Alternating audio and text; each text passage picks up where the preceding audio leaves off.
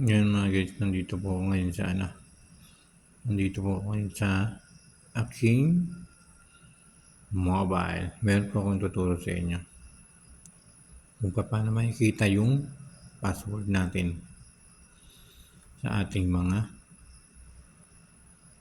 Googles, mga ina-upload natin dito, di ba? Unang-una punta po tayo rito sa may settings. Pagkatapos, punta po tayo rito sa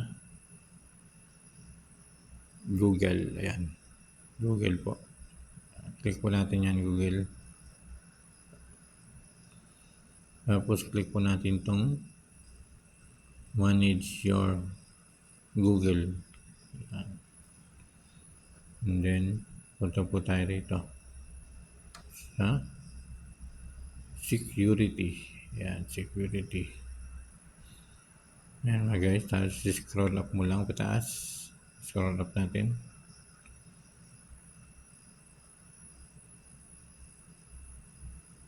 At dito po ay meron po kayong makita ritong password manager. Yan. Ayan po, dyan po makikita nyo dyan yung mga nakasulat po dyan. Yan, nakasulat po dyan. I-click nyo lang po yan mga guys.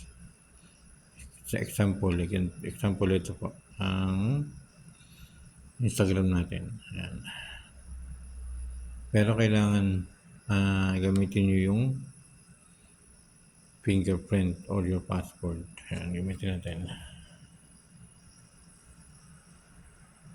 Ako password fingerprint. Ayan, pagkatapos ay makikita nyo po dyan yung password. Yung inyong mga password. Diba? Yung kunyari nakalimutan nyo na, pwede po kayo dyan pumunta. Click nyo lang po yan, yung may mata na yan, para makita nyo. Ayan po. Maraming salamat po sa inyo lahat.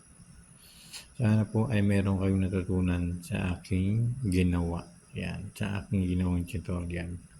Diyan nyo po makikita ang inyong mga password, lalo na kung nakalimutan nyo na. Di ba? Kadalasan kasi nakakalimutan natin yan mga guys, yung ating mga password. Kaya pag di nyo naalala, punta lang po kayo dito sa video na ginawa ko. Maraming salamat po sa inyo lahat. And thank you so much everyone. Yan. Maraming salamat po. Thank you so much. Huwag niyo po sanang kalimutan.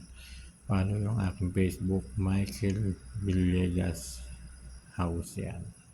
Thank you so much everyone.